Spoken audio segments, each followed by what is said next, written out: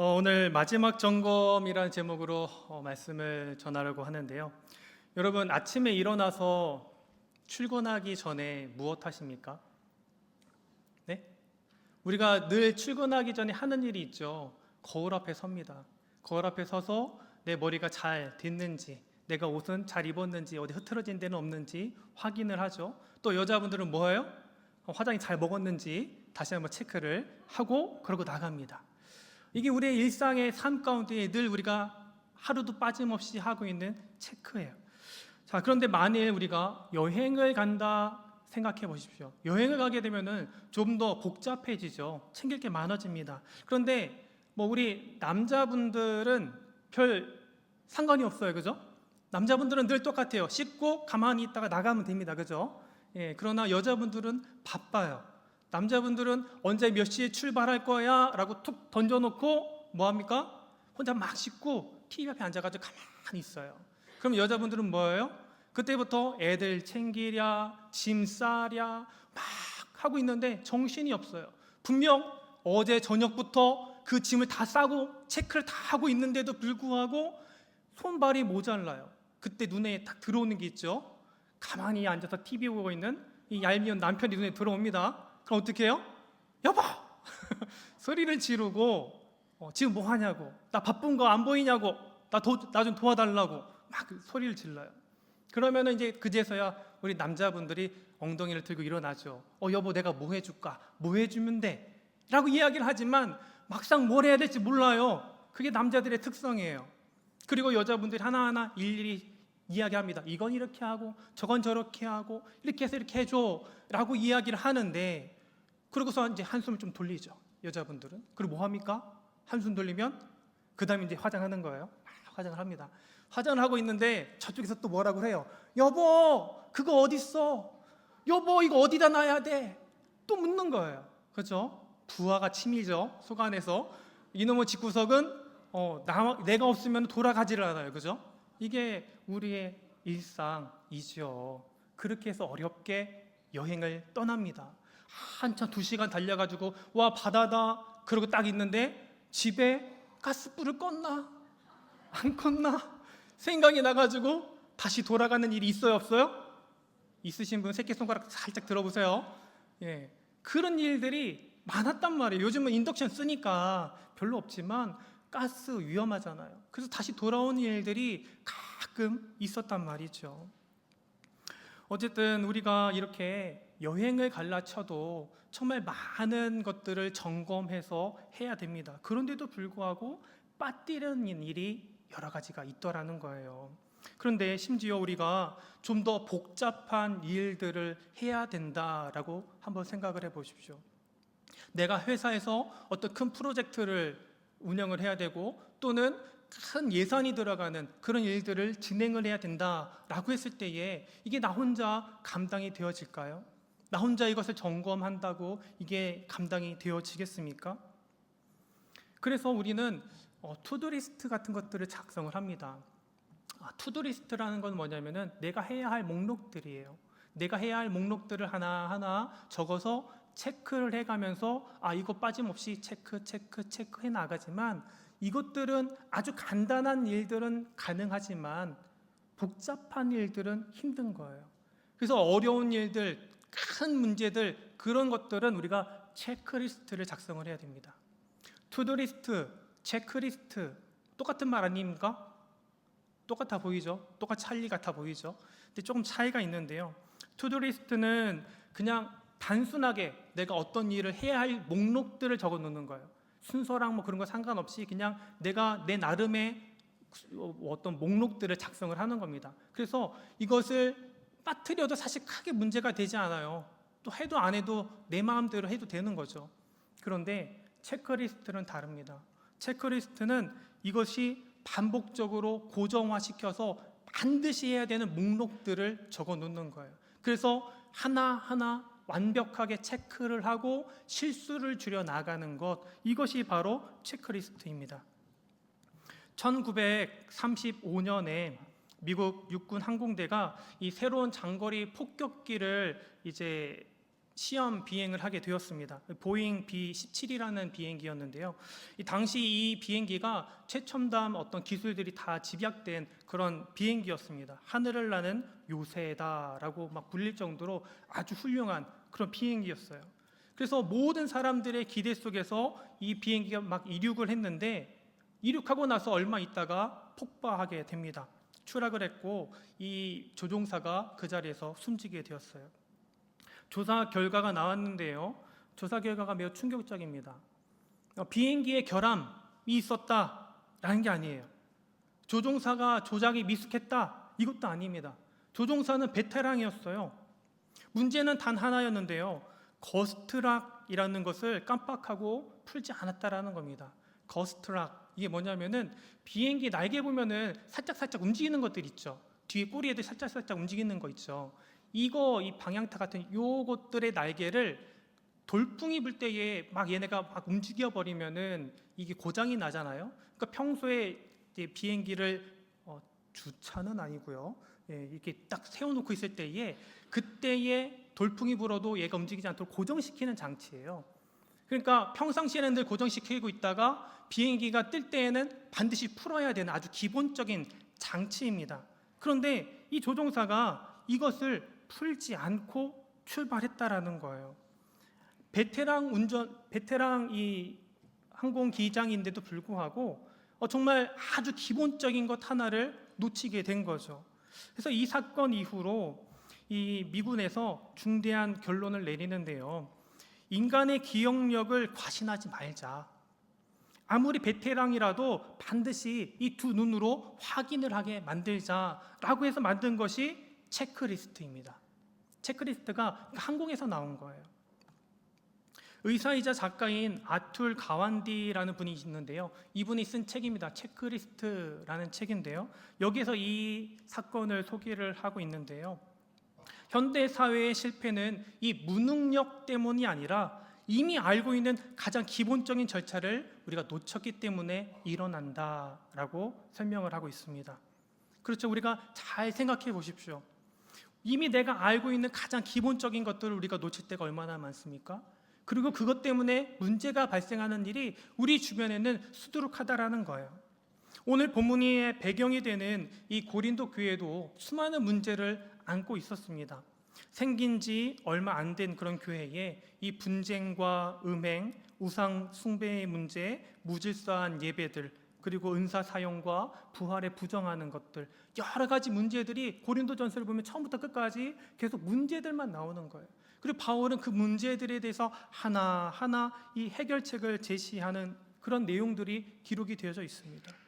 오늘 이런 내용들은요, 사실 그 고린도 교회 당시의 문제뿐만 아니라 오늘 우리에게도 마찬가지로 일어날 수 있는 많은 비슷한 문제들이죠.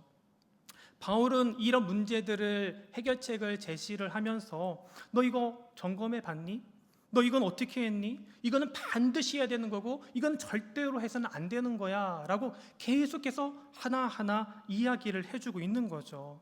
그리고 오늘 본문 마지막에 이 편지를 마무리를 하면서 정말 안타까운 마음으로 권면을 하는 겁니다. 고린도 교회야, 너희들 이제 마지막으로 꼭 이것만은 점검해라 라고 이야기를 하고 있는 것이죠.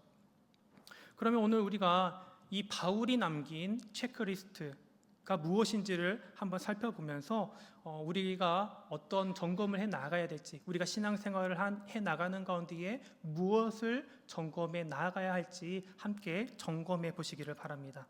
이 바울이 남긴 체크리스트는 총 3단계로 진행이 되어집니다. 첫 번째 단계는 영적인 면을 점검하라입니다. 우리 영적인 면을 점검하라는 거예요. 본문 13절 함께 읽겠습니다. 깨어 믿음에 굳게 서서 남자답게 강건하라. 깨어 믿음에 굳게 서서 남자답게 강건하라. 제가 네 부분으로 나눠서 읽었는데요. 이게 네 가지 명령으로 되어져 있습니다. 그래서 세 번역에서는 깨어 있으십시오, 믿음에 굳게 서 있으십시오, 용감하십시오, 힘을 내십시오, 완벽하게 딱 구분을 지어서 번역을 하고 있습니다. 근데 이 명령들을 자세히 들여다보면은 이것이 마치 전쟁을 앞둔 이 군사들에게 명령하는 것과 비슷하다라는 거예요.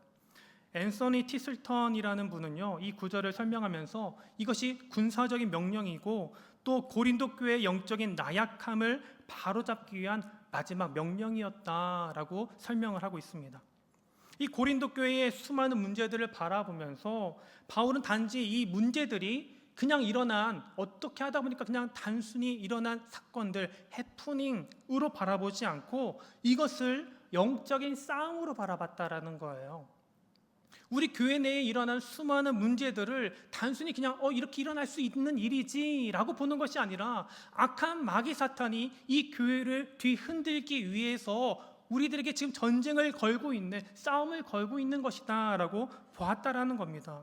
마땅히 이런 문제들을 해결하는 이 성도들의 입장에서도 이것을 그냥 단순한 해프닝으로 받아들일 것이 아니라 영적 싸움에 임하는 군사의 자세로서 이것을 받아들여야 된다라는 것이죠. 그래서 우리가 점검해야 될 것이 무엇이냐? 첫 번째, 나는 지금 깨어 있는가입니다. 한번 따라해 볼까요? 나는 지금 깨어 있는가? 다 깨어 있으시죠? 그죠? 잠들고 계신 분이 없는 것 같아요. 아멘.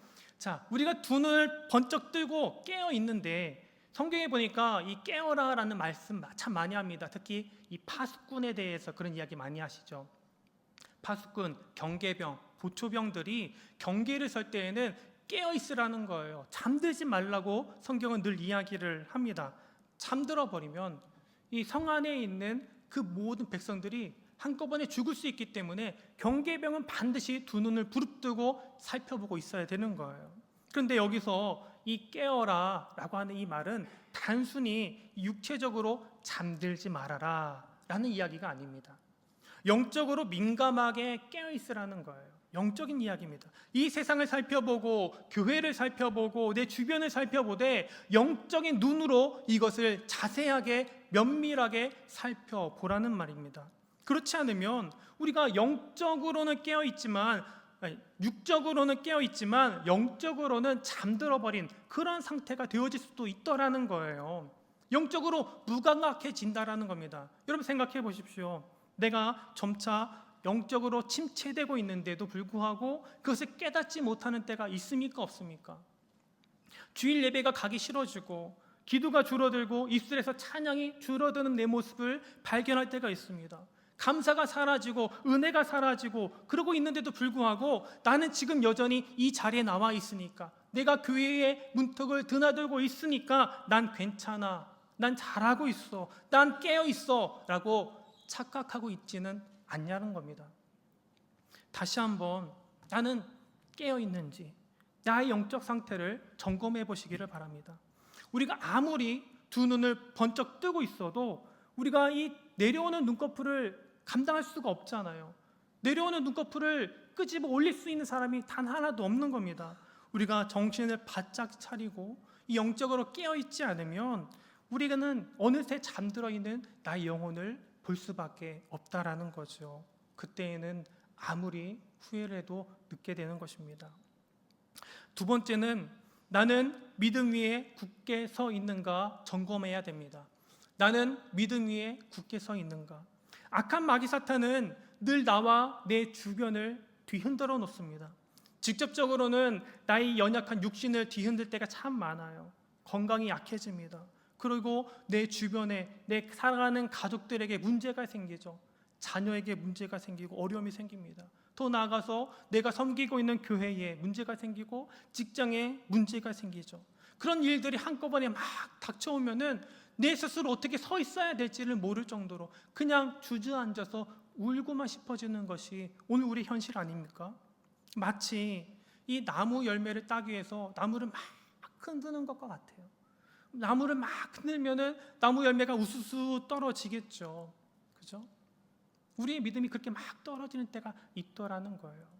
그런데요, 아무리 흔들어도 떨어지지 않는, 열매가 떨어지지 않는 그런 나무도 있습니다. 어떤 나무일까요? 엄청나게 굵은 나무예요. 사람의 힘으로 아무리 뒤흔들어도 절대 흔들리지 않는 그런 큰 나무, 뿌리가 저 밑에까지 아주 내가 보이지 않는 저 넓은 곳까지 뻗쳐 있어서 아무리 흔들어도 흔들리지 않는 그런 나무도 있더라는 거예요.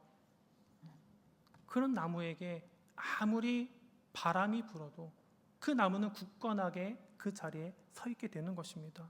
성경에는 모래 위에 지은 집과 반석 위에 지은 집으로 표현을 하고 있죠. 우리 믿음이 모래와 같다면 우리는 조금만 어려운 일이 닥쳤을 때에 집이 무너지고 맙니다. 그러나 내가 믿음의 반석 위에 굳건하게 나의 교회를 세우고 나의 가정을 세워놓는다면 우리의 가정과 우리의 교회와 우리 집은 흔들리지 않는 것이죠. 다시 한번 내가 이 믿음의 반석 위에 서 있는지, 이 흔들리지 않는 반석 가운데에 내가 오직 주님만을 바라보고 섬기고 있는지를 점검하시기를 바랍니다. 악한 마귀 사탄은 날마다 우리의 마음을 뒤흔들어 놓습니다. 우리의 연약한 마음을 뒤흔들어서 내 믿음이 점점 연약해지기를 기다리고 있죠. 그러나 이때에 우리가 기억할 것이 있습니다. 현재 상황이 내가 아무리 어렵고 아무리 힘들다 할지라도 나는 하나님의 자녀라는 사실입니다. 하나님의 자녀를 하나님은 그냥 내버려 두시지 않으십니다. 하나님은 늘 우리와 함께 하시고 하나님은 우리에게 말씀하고 계시고 내 손을 잡아주시고 나를 이렇게 세워주시는 분이심을 믿으시기를 바랍니다. 주님이 나와 함께 하고 계실 때 우리는 늘 승리할 수 있는 거죠. 그래서 이 땅에서 살아가는 동안 여러분들이 당하는 수많은 아픔과 고통, 환난들이 있죠. 그런데 그것에 대해서 너무 연연하지 마시기 바랍니다. 이것들 그냥 스쳐 지나가는 것들에 불과합니다. 지금 당장은 정말 너무 어렵고 너무 힘들고 견디기 어렵지만 시간이 지나면 어느 순간 훅 지나가 버린 거예요. 지나간 옛일이 되어질 때가 참 많더라는 겁니다. 오늘 우리가 붙들어야 될 것은 하나님이에요. 꽃은 마르고 푸른 시드나 주의 말씀은 영원하다 말씀하셨습니다.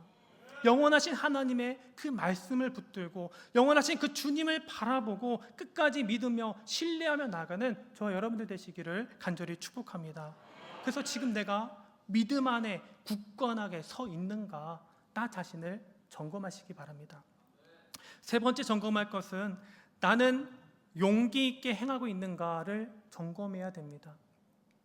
개역개정에서는 이 말씀을 남자답게라고 번역을 해놨는데요.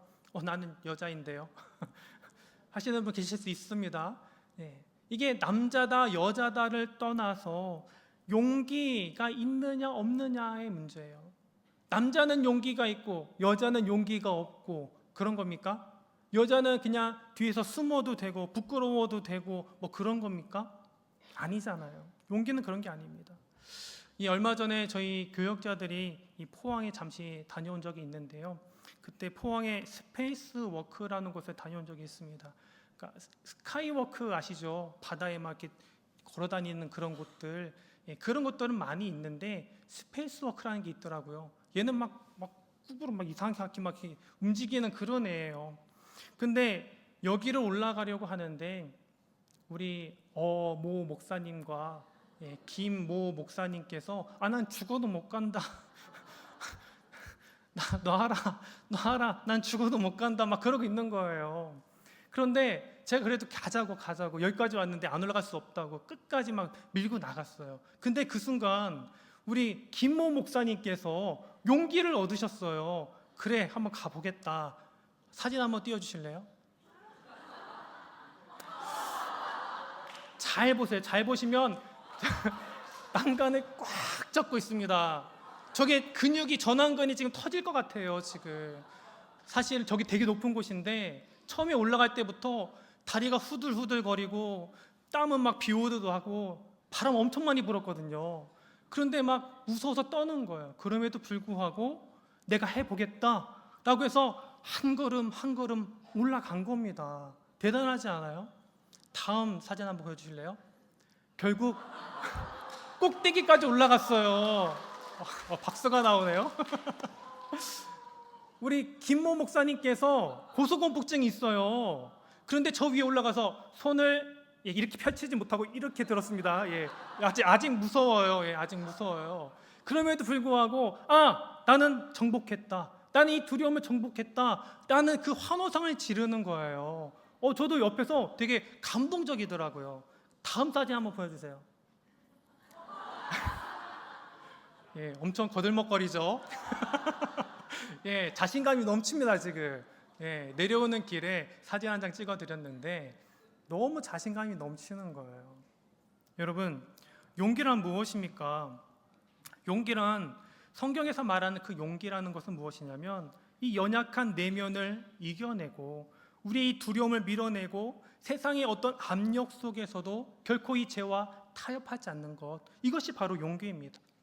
복음을 부끄러워하지 않고 힘들어도 어려워도 고되어도 주님이 가신 그 길 나도 따라가겠습니다 하고 묵묵히 한 걸음 한 걸음 전진해 나아가는 것, 저 멀리 뛰어나가라는 게 아니에요. 주님과 함께 한 걸음 한 걸음 힘겹게 나아가는 것, 그것이 바로 용기인 줄 믿습니다. 여러분, 나에게 용기가 있습니까? 지금 나는 용기 있게 행하고 있습니까? 다시 한번 나 자신을 점검해 보시기 바랍니다. 네 번째는 나는 주님 앞에서 강건한가 확인해 보시기 바랍니다. 강건하다, 강건하라라고 하는 이 말씀은 단순히 우리의 어떤 육체적인 면만을 이야기하는 것이 아닙니다. 나의 내면의 강함도 아니죠. 사실 나 자신을 바라보세요. 내가 육체적으로 건강하면 또 얼마나 건강하고 내 내면이 강하면 또 얼마나 강하겠습니까? 우리는 늘 주님 앞에 하나님, 나는 연약합니다. 하나님, 나는 부족합니다. 아무런 힘이 없어요, 하나님. 늘 고백하는 것이 우리들 아닙니까? 그래서 우리는 하나님 앞에 늘 연약한 존재일 수밖에 없습니다. 그런 우리들에게 바울은 이 연약한 우리들에게 너 강해져야 돼, 너 튼튼해져야 돼, 너 건강해져야 돼 라고 말하는데, 사실 저희도 알죠. 약하면 운동해야 되는 거 알고 두려운 마음이 있으면 물리쳐야 되는 거 다 알아요. 아는데 안 되는 거 어떻게 해요? 그죠? 이게 우리 인간의 한계라는 거죠. 그런데 오늘 본문에서 이 강건하라라고 하는 말씀은 수동태예요. 나에게 내 힘과 내 능력으로, 네 스스로의 힘과 능력으로 너 강해져야 돼, 담대해져야 돼, 이렇게 이야기하는 것이 아니라 하나님이 주시는 힘과 능력으로, 성령의 그 크신 능력으로 말미암아 강해져라 라고 이야기를 하고 있는 겁니다. 나는 언제나 연약합니다. 하나님, 나는 언제나 부족합니다. 그러나 이런 나약함에도 불구하고 나는 여전히 주님을 의지합니다. 성령님, 나에게 힘과 능력을 주십시오. 주님과 동행할 수 있게 도와주십시오. 주님과 함께하는 그 순간 나는 모든 것을 할 수 있습니다. 가고 담대하게 선포하면서 나아가는 것, 이것이 바로 우리의 강건함이라는 것이죠. 여러분, 나는 할 수 없습니다. 나는 못합니다. 그러나 주님의 말씀을 의지하니 모든 것이 가능한 줄 믿습니다. 다시 한번 내 안에 내가 지금 강건하게 살고 있는지 점검하시기를 바랍니다. 다시 한번 이 네 가지 한번 띄워주시겠습니까? 우리 영적인 상태를 점검하라 그랬어요. 나는 지금 깨어 있는가? 나는 믿음 위에 굳게 서 있는가? 나는 용기 있게 행하고 있는가? 나는 주님 안에서 지금 강건하게 살고 있는가? 다시 한번 나 자신을 돌아보면서 하나하나 점검해 나가시기를 바랍니다. 이 질문 매일같이 해야 되는 거예요. 왜 그러느냐? 우리가 악한 마귀 사탄과의 싸움, 이 영적 싸움 해보신 분들은 알지만 이 전쟁은요, 우리가 먼저 싸우는 게 아니에요. 싸울 때 이기는 제일 첫 번째는 먼저 때리는 건데, 악한 마귀 사탄과의 싸움은 절대 우리가 먼저 때릴 수가 없어요. 먼저 와서 맞아야지만, 내가 먼저 맞아야지만 그제서야 하고 뜨거워서 싸우는 것이 악한 마귀 사탄과의 전쟁이란 말이죠. 그래서 우리는 늘 준비해야 돼요. 방어적인 태세를 가지고 단단히 준비하고 있어야 된다는 겁니다. 악한 마귀 사탄이 왔을 때에 즉각적으로 반응할 수 있도록 이 체크리스트를 놓고서 나 자신의 영적인 상태를 점검하는 저 여러분들 되시기를 간절히 축복합니다. 두 번째 단계가 있는데요, 이웃 사랑을 점검하라는 겁니다. 본문 14절에 너희 모든 일을 사랑으로 행하라 그랬습니다. 바울은 이 모든 일들 가운데에 사랑으로 행하라 라고 이야기를 해요. 우리 신앙생활의 가장 기본이 사랑 아니겠습니까? 내 안에 사랑이 있는지 점검하라라는 거예요. 내가 주의 일을 행할 때에, 교회의 일을 행할 때에, 내가 사회에서 일을 할 때에 항상 그 안에 주의 사랑이 있는지 점검해 보라라는 겁니다. 그렇지 않으면 사랑이 빠지고 나면 우리는 세상적인 시각으로 바라볼 수밖에 없어요.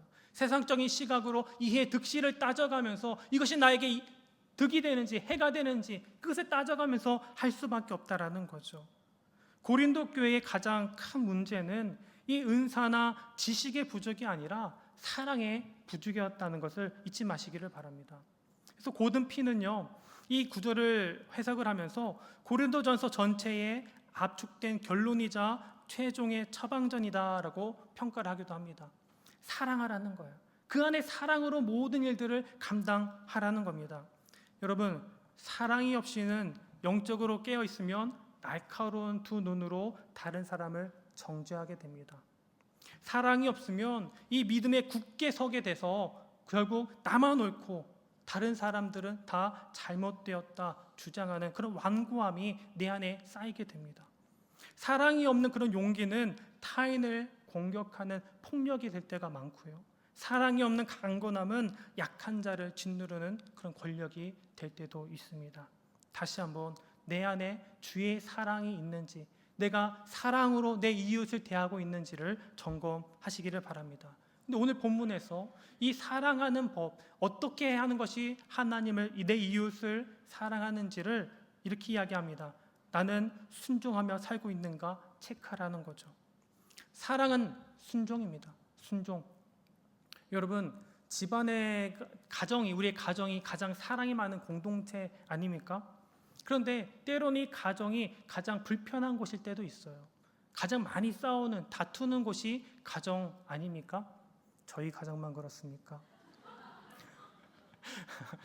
여러분, 이 가정 안에서 우리가 분명히 사랑하는데도 불구하고 다툼이 일어나는데 그 이유는 서로의 말에 순종해 주지 않기 때문이에요.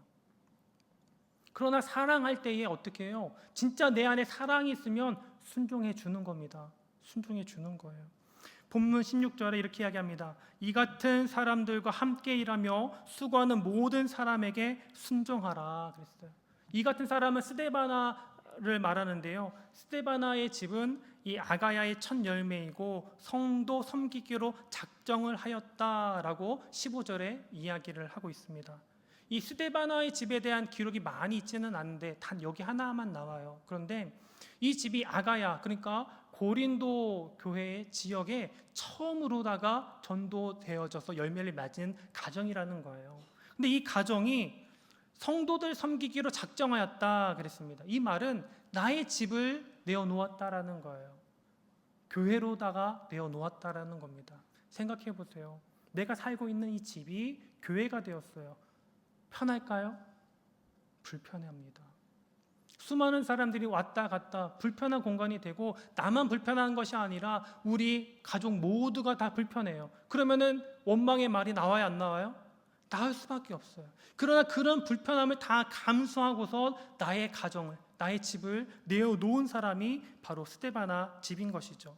그래서 이 스데바나가 정말 열심을 가지고선 주를 섬겨왔다라는 것을 알 수가 있는데, 당시 스데바나는 교회 내에 어떤 특별한 지위가 있었던 것 같지는 않습니다. 그래서 바울은 이런 스데바나 같은 사람들, 교회를 위해서, 주님을 위해서 헌신한 사람들, 묵묵히 자신의 일을 해나가는 그 사람들에 대하여서 순종하라라고 이야기를 하는 거예요. 그들의 권위를 인정해주고 그들이 하는 이야기들 잘 들어주고 따라주라라는 것이죠. 칼뱅은 이렇게 이야기했습니다. 인간의 본성에는 누구에게도 복종하지 않으려고 하는 무질서한 독립심이 자리 잡고 있다. 그러나 교회 안에서 하나님이 세우신 신실한 자들의 수고를 인정하고 서로 순종하는 것은 교회의 평화와 질서를 유지하기 위해서 필수적인 일이다. 우리는 사랑 안에서 서로를 존중함과 이 질서를 지켜야 한다라고 이야기를 했습니다. 다시 말하면은 내가 교회 안에서 내가 높아지려고 하는 그런 교만한 마음이 있다라는 거예요, 누구나. 그러나 이런 마음을 내어버리고 서로의 수고를 인정해 줌으로, 서로를 존중해 줌으로 교회를 바르게 세워나갈 수 있다라는 그런 이야기입니다. 다시 한번 내가 정말 다른 사람들을 사랑하고 있는지 점검하는 것은 내가 다른 사람의 말에 순종하고 있는가, 그를 따르고 있는가 한번 나 자신을 점검하시기를 바랍니다. 그리고 두 번째, 내가 남의 수고를 알아주고 있는가 다시 한번 점검해야 됩니다. 본문 17, 18절에 보니까 이 스데바나와 부드나도 그리고 아가이오고가 바울에게 갔어요. 그리고 그들의 부족한 것을 채워주었다라고 이야기하면서 알아주라, 이들의 수고를 알아주라 라고 이야기를 하고 있습니다. 교회 내에 애쓰고 수고하는 사람들이 얼마나 많아요, 그렇죠? 그러면 그들의 수고를 알아줘야 됩니다. 내가 주님 앞에서 그 일을 하는 것이지, 하나님 보시기에 좋으라고 내가 교회를 섬기고 성도를 섬겨 나가는 것이지만, 그러나 성도들이 그것을 아예 모른 채 한다면 사람에게 마음에는 연약함 때문에 상처가 되어지죠, 그죠? 그래서 교회에 오셔서 봉사하시는 분들을 보면은 수고하십니다 이야기해 줘야 되는 거고, 잘하고 있습니다 칭찬해 줘야 되고, 그렇죠? 이 말 한마디가 매우 중요하다라는 거예요. 사랑이 많은 그 공동체, 가정에서 가장 싸우는 이유 중에 하나는 서로의 수고를 몰라주기 때문에 그렇습니다. 모른 척하는 거예요. 정말 애쓰고 수고하고 정말 열심히 일하고 있는데 너 힘들지? 나도 힘들어. 그러면서 서로 모른 체 하면서 있다 보니까 그것이 불만이 되어서 싸울 때가 많아요. 서로의 수고를, 서로의 애씀과 노력을 인정하시기를 바랍니다. 그럴 때에 우리는 서로 감사합니다, 고맙습니다, 수고하십니다 이런 말들을 통해서 관계가 부드러워지는 것을 발견을 할 수가 있게 됩니다. 그리고 마지막으로 내가 반갑게 문안 인사하고 있는가 생각해 보시기 바랍니다. 19절 20절을 보게 되면은 계속해서 문안 인사하는 게 나와요. 문안 인사가 뭘까요? 문안 인사는 헬로, 하이 하면서 그냥 단순하게 지나칠 때 인사하는 그런 인사가 아니라 이 사람이 평안한지를 묻는 거예요. 근데 우리가 안녕하세요 인사하잖아요. 그러다 보니까 이 의미가 잘 드러나지 않는데 정말 이 사람이 평안하게 지내고 있는지를 묻는 것이 문안 인사입니다. 그 말은 인사하면서 이 사람의 낯빛을 살피고 모습을 살펴서 혹시 필요한 것은 없는지, 부족한 것은 없는지, 때로 어려운 것은 없는지 살펴보라는 거예요. 그래서 그 관계가 회복되어져 나가도록 만드는 것, 이것이 바로 문안 인사입니다. 그리고 이 말은 원어적으로는 기쁨으로 맞아들이다라는 뜻을 가지고 있습니다. 그 말은 뭐냐면은 고린도 교회가 서로 분란이 있을지 모르지만, 서로 나랑 생각이 맞지 않고 뜻이 맞지 않는 그 사람이 있을지 모르지만 맞아주라는 거예요. 인사하면서 맞아주라는 겁니다. 대적하지 말라는 거예요. 우리가 인사라는 것이 참 아무것도 아닌 것 같은데요, 누가 지나다니면서 계속 나에게 인사 안 한다고 생각해 보세요. 기분 나쁘죠? 저게 나 지금 무시하나? 그런 생각이 절로 들게 되어집니다. 그러니까 이 시간 다시 한번 내가 만나는 사람들에게 잘 인사를 하고 있는지, 특히 문안 인사하고 있는지 한번 살펴보시기를 바랍니다. 사랑이라는 것은요, 남이 해줄 때를 바라는 게 아니에요. 내가 먼저 하는 겁니다. 내가 먼저 나서서 순종하고, 내가 먼저 나서서 누가 수고하는 것을 챙겨주고, 내가 먼저 나가서 인사해주고, 이것이 바로 사랑하는 사람의 모습이죠. 오늘 이 시간 내 삶의 모습 가운데 이러한 모습이 있는지 반드시 체크해 보시기를 바랍니다. 길죠. 자, 이제 마지막 하나가 남았습니다. 마지막 3단계 점검이 있는데요, 하나님의 사랑을 우리가 점검해야 됩니다. 하나님의 사랑, 오늘 본문에 보니까 마라나타, 아멘 주 예수여 어서 오시옵소서 라고 이야기를 하고 있단 말이죠. 아멘 주 예수여 어서 오시옵소서, 여러분 그 마음이 여러분 가운데 있습니까? 지금 이 시간 하나님이 이 땅 가운데 오셔도 괜찮습니까? 괜찮은 거예요? 다시 한번 이것을 생각해 보시라는 겁니다. 내가 하나님을 사랑한다 그러면 어떻게 해야 됩니까?